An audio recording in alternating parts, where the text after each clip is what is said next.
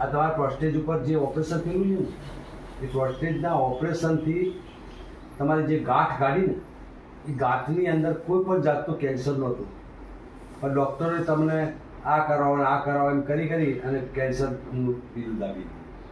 Cancer હોય એ માણસ કેન્સરના ઓપરેશન થયા પછી ચાલી શકતો નથી. બોલવામાં પણ તકલીફ પડતી હોય.